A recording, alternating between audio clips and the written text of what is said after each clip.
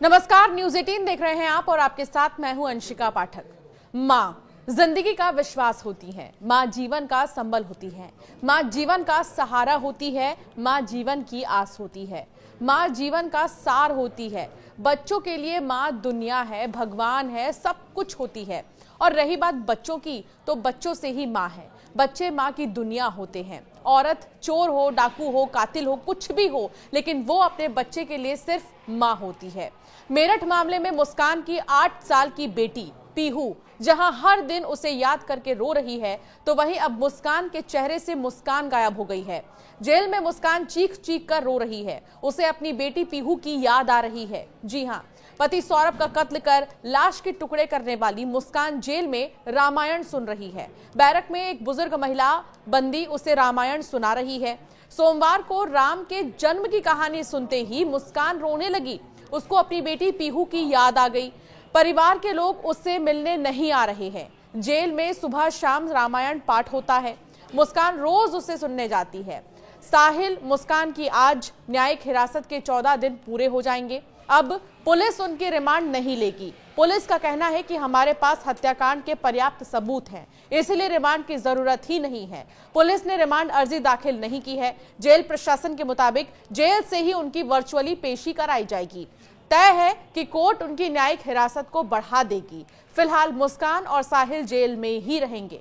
रविवार को सांसद अरुण गोविल जेल में आए थे। उन्होंने बंदियों को रामायण दी थी। मुस्कान ने भी रामायण ली, मगर वो रामायण पढ़ नहीं पा रही है क्योंकि उसकी एजुकेशन क्लास 9 तक की ही है और रामायण क्योंकि अवधि में लिखी होती है तो उसे और भी ज्यादा मुश्किलें हो रही हैं। वो सामान्य हिंदी तो पढ़ लेती है लेकिन चौपाइयां नहीं पढ़ पाती है, इसीलिए वो अपनी बैरक में मौजूद एक बुजुर्ग महिला से रामायण सुन रही है। इसके अलावा जेल में हर रोज रामायण पाठ होता है। मुस्कान वहां जाकर रामायण सुनती है।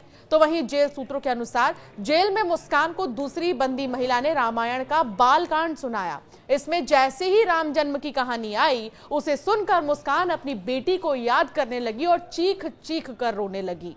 उस महिला बंदी ने मुस्कान को समझाया और फिर चुप कराया। 19 मार्च को साहिल और मुस्कान को जेल लाया गया था। दोनों नशे की लत की वजह से परेशान थे। उनकी काउंसलिंग तक करानी पड़ गई थी, मगर अब धीरे धीरे दोनों नशा नहीं मांग रही हैं, ऐसा दावा जेल प्रशासन कर रहा है। फिलहाल 14 दिन के जेल में सिर्फ शुरुआती दिनों में दोनों नशा न मिलने के कारण बेचैन हो रहे थे। खाना नहीं खा रहे थे, सो नहीं रहे थे ठीक से और करवटें बदल रहे थे। उन्हें कुछ दवाइयां भी दी गई थी। अब दोनों अपनी अपनी बैरक में शांति पूर्वक बैठे रहते हैं। मुस्कान अब सिलाई कढ़ाई के लिए ट्रेनिंग ले रही है, जबकि साहिल खेत पर सब्जी की बुआई कर रहा है।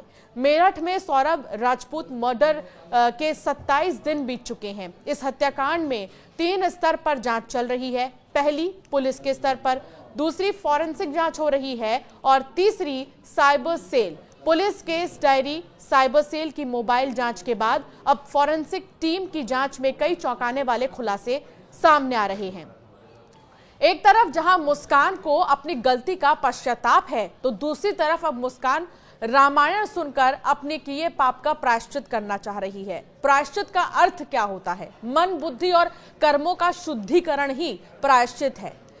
अपने किसी व्यवहार, भूल, दोष या किसी भी तरह के किए गए को अगर आप याद करते हैं तो इससे होने वाला दुख या कष्ट पछतावा है, यानी कि आप इसको लेकर पछताते हैं। शास्त्रों के अनुसार प्रायश्चित एक ऐसा कार्य जिसके करने से मनुष्य के पाप छूट जाते हैं। लेकिन क्या आपको पता है, इस दुनिया में ऐसे घोर पाप भी हैं जिसकी आप लाख कोशिश कर लें प्रायश्चित की, तब भी उस पाप से आपको छूट नहीं मिलेगी। एक ऐसा ही पाप मेरठ की मुस्कान ने किया। मुस्कान ने अपने बॉयफ्रेंड के साथ मिलकर जो पाप किया, उसके बाद से तो मुस्कान की हर तरफ निंदा हो रही है। यहां तक कि जो नीला ड्रम है वो काफी तेजी से वायरल हो रहा है। अब तो पत्नी से लेकर प्रेमिका नीले ड्रम की धमकी देती नजर आ रही है। फिलहाल मुस्कान को न केवल अब अपने पति की मौत का दुख है, बल्कि बेटी की याद भी बहुत ज्यादा आ रही है, खासकर तब जब वो रामायण सुन रही है।